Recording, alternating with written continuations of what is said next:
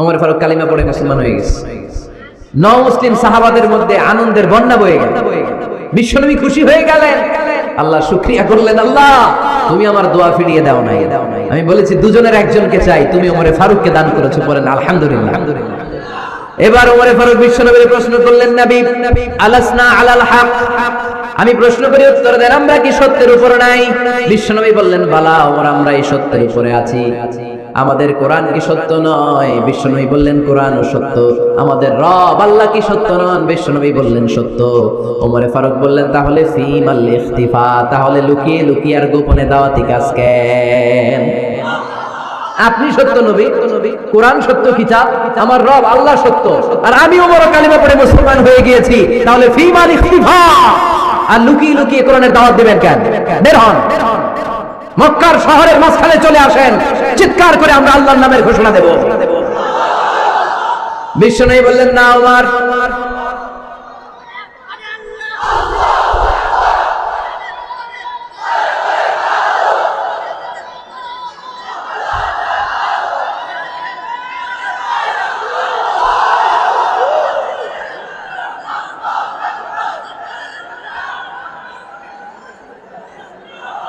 বিশ্বনবী ডেকে বললেন, না ওমর, এটা মাক্কি জীবন, ওমর এটা মাক্কি জীবন, এখানে দাওয়াতি কাজ করবো লুকিয়ে লুকিয়ে, আস্তে আস্তে। আল্লাহ যখন আমাদেরকে বিজয়ী করে দিবেন, তখন আমরা প্রকাশ্যে দাওয়াত দিলে কোনো সমস্যা নাই। সাইয়েদনা ওমর ফারুক বলেন, না ও নবী, আমার উপর ছেড়ে দেন, আমি দেখবো আপনি আমারে শুধু মক্কার জমিনে একটা মিছিল দেওয়ার অনুমতি দেন। কিসের অনুমতি? আল্লাহর নামের তাকবীর দেওয়ার অনুমতি দেন। বিশ্বনবী বললেন, ঠিক আছে, সাবধানে তাকবীর দিও। ওমর ফারুক তাকবীর দেওয়ার জন্য লোক খুঁজতে আরম্ভ করলেন। মুসলিম 11 জন সাহাবাকে খুঁজে পেলেন। কয়জন? ওমর ফারুক বললেন, 11 জনই চলবে। 11 জনকে 2 লাইন করলেন। কয় লাইন? পিছনে 6 জন, সামনে 5 জন। পিছনের লাইনের নেতা বানিয়ে দিলেন বিশ্বনবীর চাচা হামজা ইবনে আব্দুল মুত্তালিবকে।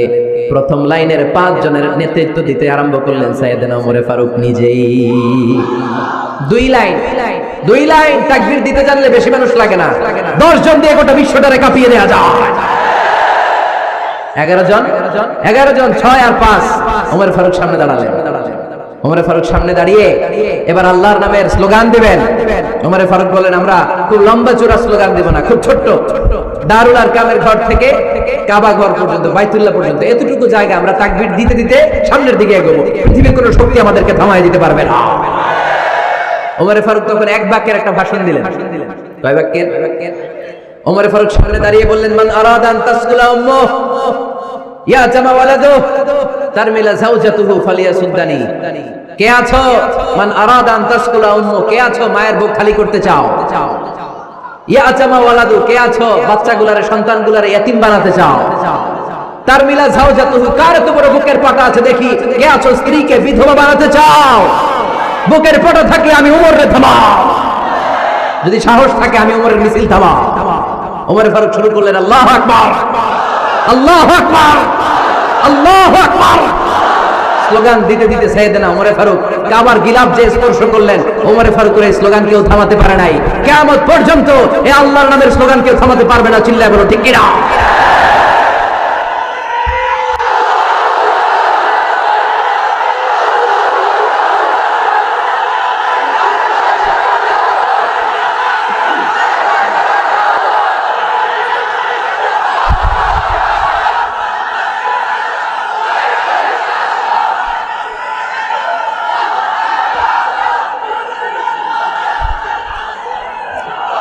ওমর ফারুকের স্লোগান সেদিন মক্কায় কেউ থামাইতে পারছিল? আওয়াজ করে বলতে পারছিল? এখন আল্লাহর নামের স্লোগান কেউ থামাই দিতে পারবে? কিয়ামত পর্যন্ত আমার রবের স্লোগান কেউ থামাতে পারবে? পারবে না। ওমর ফারুক স্লোগান দিলেন। আবু জাহেল, উতবা, শাইবা, ওয়ালিদ ইবনে মুগীরা আল্লাহু আকবার ধ্বনি শুনে বাইরে আসছে। কিরে, এত বড় স্লোগান, আমাদের কাছ থেকে পারমিশন নেয় নাই, অনুমতি নেয় নাই। অনুমতি নেওয়া ছাড়াই স্লোগান শুরু। বের হয়ে দেখে মিছিলের সামনে ওমর। ওমর ফারুককে দেখে আবু জাহেল দিছে এক দৌড়, উতবা দিছে আরেক দৌড়, শাইবা দিছে বহু দৌড়। সুবহানাল্লাহ পড়বেন না? এজন্য ওমর বেশি লাগে না, ওমর লাগে একজন। চিল্লায় বলতে হবে, ওমর ফারুক লাগে কয়জন? একজন। ওমরই গোটা বিশ্বের চেহারা পাল্টে দিতে সক্ষম। চিল্লায় বলেন ঠিক কিনা? গোটা বিশ্বে মুসলমানদের আছে করুণ অবস্থা। আমাদের কোনো সেন্ট্রাল লিডারশিপ নাই। আমাদের মুসলিম দেশগুলোর এক করে রাখবে, ভাইয়ের মতো রাখবে, আমাদের স্বার্থ নিয়ে কথা বলবে, এরকম নেতা আমাদের নাই, ঠিক কিনা? আমরা সেই ওমরে ফারুকের অপেক্ষায়, আমরা সেই ইমাম আল মাহাদির অপেক্ষায়, যার একটা হুঙ্কারে আর আহ্বানে গোটা বিশ্বের সব মুসলমান এক প্ল্যাটফর্মে চলে আসবে। ওইরকম নেতা একজন লাগবে। কয়জন? গোটা মুসলিম উম্মাহকে একত্রিত করার জন্য একজন ওমরে যথেষ্ট, ঠিক কিনা? আবার বিশ্বনবী বলেছেন, লা নাবিয়্যা বা'দি ওয়ালা রাসূলা, আমার পরে কোনো নবী নাই, আমার পরে কোনো রাসূল নাই। তবে লাউ কানা বা'দি নাবিয়্যুন লাকানা উমর, আমি নবীর পরে যদি নবী হওয়ার যোগ্যতা কারো থাকে, আমার ওমরের মধ্যে সেই যোগ্যতা আল্লাহ দিয়েছে। প্রভু তুমি বলেছো রাসূল দেবে না, বলনি দেবে না ওমর, বলনি দেবে না হামজা তারিক, খালিদ বিজয় সমর। প্রভু তুমি বলেছো রাসূল দেবে না, বলনি দেবে না ওমর, বলনি দেবে না হামজা তারিক, খালিদ বিজয় সমর। প্রভু তুমি বলেছো রাসূল দেবে না। আল্লাহু আকবার। একটা ওমর দরকার। কয়জন দরকার? কয়জন দরকার? এই পুরা উম্মাহ, মুসলিম উম্মার মধ্যে ওনার পজিশন নাম্বার 3। ওমর ফারুকের পজিশন নাম্বার 1 নম্বর পজিশন বিশ্বনবী সাল্লাল্লাহু আলাইহি ওয়াসাল্লাম। দ্বিতীয় পজিশন আবু বকর। 3 নম্বর পজিশন সুবহানাল্লাহ পড়বেন না? আশরাতুল মুবাশশিরিনা বিল জান্নাহ, জান্নাতের সুসংবাদ প্রাপ্ত অনেক সাহাবার কথা হাদিসে পাওয়া যায়, কিন্তু এক হাদিসে আল্লাহ রাসূল সাল্লাল্লাহু আলাইহি ওয়াসাল্লাম 10 জন সাহাবীর কথা বলেছেন। ওই 10 জনের ভেতরে সাইয়েদনা ওমর ফারুক আছে না নাই? আবার ওমর ফারুক ছিলেন বিশ্বনবীর শ্বশুর।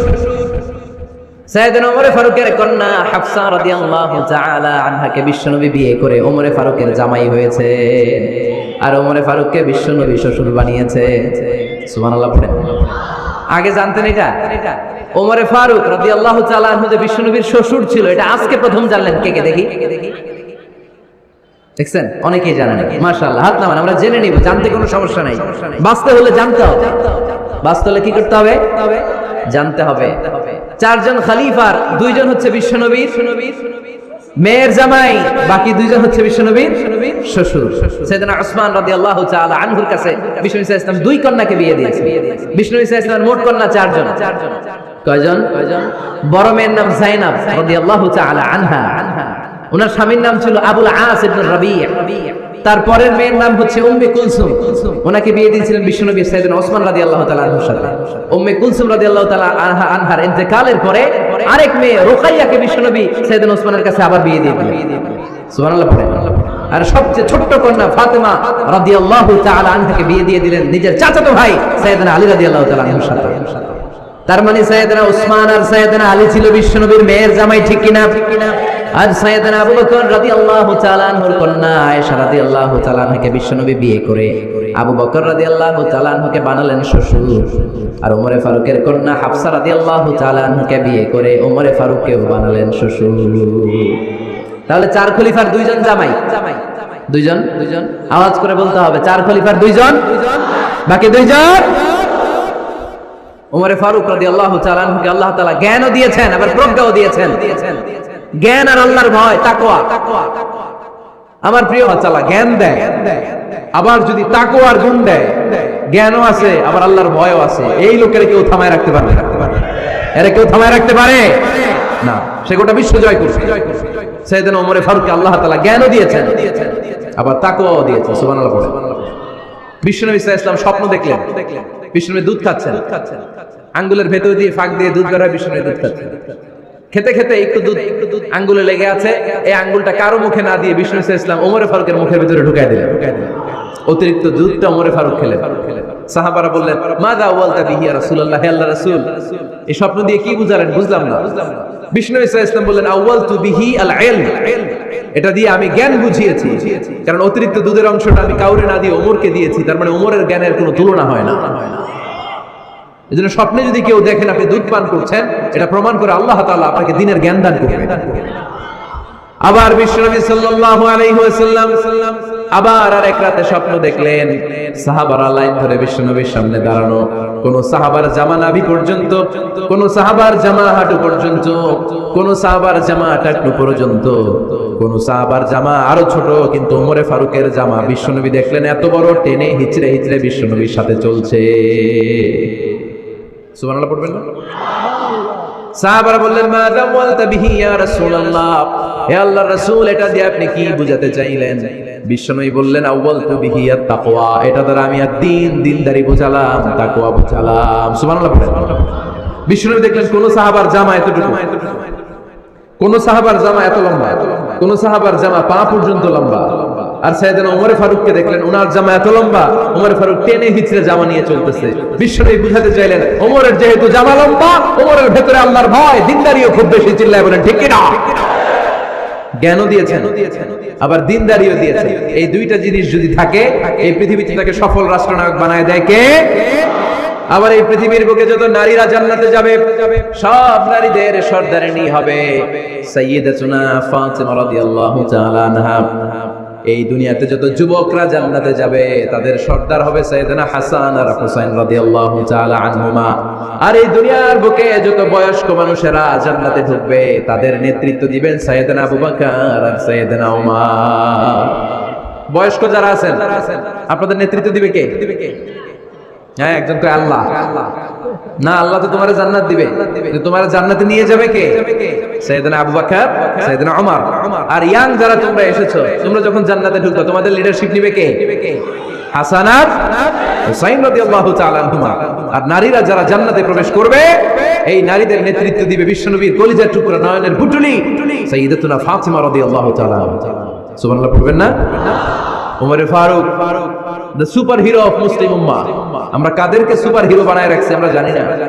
এই নায়ক নায়িকা, গায়ক গায়িকা, মডেলরা, চোখ ধাঁধানো গ্ল্যামার নিয়ে যারা চলে, এরা আমাদের মডেল নয়। আমাদের মডেল সাইয়েদনা ওমর ফারুক। ঠিক কিনা? ঠিক কিনা? ওমর ফারুক মসজিদে নববীর খতিব, খুতবা দিচ্ছেন। ওমর ফারুক জুমার খুতবা দিচ্ছেন। কিসের খুতবা?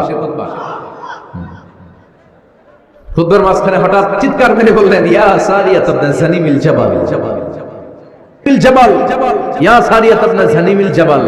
মানে এই সারিয়া, এইদিকে না, জাবাল, পাহাড়ের দিকে, জাবাল, জাবাল, গো টু দা মাউন্টেন, পাহাড়ের দিকে যাও। এই কথা বলে আবার থেমে খুতবা দেওয়া শুরু করলেন। সাহাবারা আগা মাথা কিছুই খুঁজে পেল না। আগের কথার সাথে মিল নাই, পরের কথার সাথে মিল নাই। জুমার নামাজ শেষ, সাহাবারা বললেন, আমিরুল মুমিনিন, খলিফাতুল মুসলিমিন ওমর ফারুক জুমার খুতবা দেওয়ার সময় হঠাৎ চিৎকার মেরে বললেন, ইয়া সারিয়া তাবনা জানিমিল জাবাল। আপনার এই বাক্যের সাথে আপনার খুতবার আগের কথার কোনো মিল পেলাম না, পরের কথারও কোনো মিল পেলাম না। আপনি বুঝিয়ে বলেন, কেন বলেছেন আমরা তো বুঝলাম না। সাইয়েদনা ওমর ফারুক বলেন, আমি যখন জুমার খুতবা দিচ্ছি, হঠাৎ আমার চোখের মধ্যে ভেসে উঠলো ওই যে গত কয়েক মাস আগে আমি আমার মুসলিম সেনাপতিকে ইরানে, পারস্যে, ওই ইরানের বিশাল রাজ্যে যুদ্ধের জন্য পাঠিয়েছি। আমি দেখলাম যুদ্ধের একটা ভয়ঙ্কর মুহূর্তে আমার মুসলিম সেনাপতি ভুল দিকে চলতে আরম্ভ করেছে। বাম দিকে তার পাহাড়, ডান দিকে উপত্যকা। ডান দিকে যদি সে চলে যায়, উপত্যকায় চলে যায়, শত্রু বাহিনীর হাতে ধরা খেয়ে সব মারা যাবে। আর আমার সেনাপতি যদি মুসলিম বাহিনীকে নিয়ে পাহাড়ের উপর উঠে যায়, আল্লাহর মেহেরবানিতে এই যুদ্ধেও তারা জয়লাভ করবে। এজন্য আমি মসজিদের মিম্বারে দাঁড়িয়ে রব্বুল আলামিন আমার চোখের সামনে ওই যুদ্ধক্ষেত্রের দৃশ্যপটটা তুলে ধরেছে, ওইটা দেখে আমি এখানে দাঁড়িয়ে আমার সেনাপতিকে কমান্ড দিয়েছি। পড়েন সুবহানাল্লাহ। যেন তেন মানুষ না এটা, জুমার মিম্বারে দাঁড়িয়ে 1000 কিলোমিটার দূর পারস্যে কি হচ্ছে সেটাও দেখতে পেতেন আল্লাহর মেহেরবানিতে। সুবহানাল্লাহ পড়েন। সাহাবারা বিশ্বাস করে নিলেন, কিন্তু মুনাফিক টাইপের যেগুলো, এগুলো বলে এটা আবার কেমন কথা, উনি আছেন মদিনার মিম্বারের মধ্যে দাঁড়িয়ে, হাজার হাজার কিলোমিটার দূরে কি হচ্ছে উনি দেখবেন কেমনে। এরা বিশ্বাস করলো না, সাহাবারা সবাই বিশ্বাস করলো, মুনাফিক গুলো বিশ্বাস করলো না। তারা মনে মনে ভাবলো, এই মুসলিম সেনাপতি বিজয়ের বেশে যেদিন মদিনায় আসবে, আমরা মদিনার উপকণ্ঠে দাঁড়িয়ে থাকবো, ওদেরকে জিজ্ঞেস করবো এমন এমন দিন ওমরে ফারুকের কণ্ঠের কোনো আওয়াজ শুনতে পেরেছিলে কিনা। বিজয়ী বেশে সাহাবারা যখন ফিরে আসতো, সব মুমিনরা আহলান ওয়া সাহলান জানাতে ওনাদেরকে রিসিভ করতে যেত, মুনাফিক গুলো যেত না। কিন্তু ওই দিন মুনাফিকরা সবার আগে যায় হাজির। মুসলিম সেনাপতি যখন ঢুকলো, জিজ্ঞেস করলো মুসলিম সেনাপতি, এত দিন আগের কথা, জুমার দিন দুপুর বেলা যুদ্ধক্ষেত্রে হঠাৎ করে আমিরুল মুমিনিনের কোনো কথা তুমি তোমার কান দিয়ে শুনতে পেরেছিলে কিনা বলো। সেনাপতি বলল, তোমরা কেমন করে বুঝলা, কেমন করে তোমরা জানলা? তোমরা ঠিকই জেনেছো, ঠিকই ধরেছো, ঠিকই বলেছো। যুদ্ধের কঠিন মুহূর্তে ভুল করে আমি উপত্যকার দিকে মুসলিম বাহিনীকে নিয়ে ছুটতে আরম্ভ করেছিলাম। হঠাৎ করে আমিরুল মুমিনিনের একটা কণ্ঠ আমার কানের ভেতরে ভেসে আসলো। আমি শুনতে পেলাম, ইয়া সারিয়া তাবনা জানিমিল জাবাল, ডান দিকে উপত্যকার দিকে যেও না, তাড়াতাড়ি বাম দিকে পাহাড়ের উপর চড়ে যাও। শুনেছি আমি, আমার নিজ কানে শুনেছি, তোমরা কি করে জানলে? আমি নিজে শুনেছি। সেদিন আমিরুল মুমিনিনের এই ইনস্ট্রাকশন, এই গাইডলাইন যদি আমরা ফলো করতে না পারতাম, শত্রু বাহিনীর হাতে আমরা কচুকাটা হতাম। আমাদের চেহারা, আমাদের আত্মীয় স্বজনরা তোমরা কেউ দেখতে পেতে না। পড়েন সুবহানাল্লাহ। This is our super hero. আমাদের সুপার হিরোর নাম কি? চিল্লায় বলতে হবে, ওমর ফারুক রাদিয়াল্লাহু তাআলা আনহু। এভাবে গাইডলাইন দিয়েছেন উম্মত, এভাবে ইনস্ট্রাকশন দিয়েছেন। ওমর ফারুকের ব্যাপারে বিশ্বনবী বলেছেন, আশাদুহুম ফি আমরিল্লাহি উমর, আল্লাহর জমিনে আল্লাহর দ্বীন বাস্তবায়নের ক্ষেত্রে আমার ওমরে ফারুকের চাইতে কঠিন কেউ ছিল না। এজন্য ওমরে ফারুককে মুনাফিকরা জমের মতো ভয় পেত। কারা ভয় পেত? এমনকি শয়তানও ভয় পেত। সুবহানাল্লাহ পড়েন। বিশ্বনবী বলতেন, মা লাকিয়াকা শাইতানু সালিকান ফাজ্জান ইল্লা সালাকা ফাজ্জান গায়রা ফাজ্জিন। ওমর, তোমার যদি ইবলিস শয়তান এই রাস্তা দিয়ে হেঁটে আসতে দেখে, ইবলিস শয়তান এই রাস্তা রেখে দিয়ে অন্য রাস্তা দিয়ে হাঁটে। ওমর, তুমি যদি এই রাস্তা দিয়ে হাঁটো, শয়তান জীবন ওই রাস্তা দিয়ে হাঁটবে, এই রাস্তা ধুয়ে আরেক রাস্তা দিয়ে হাঁটে। সুবহানাল্লাহ কইতে পারলেন না?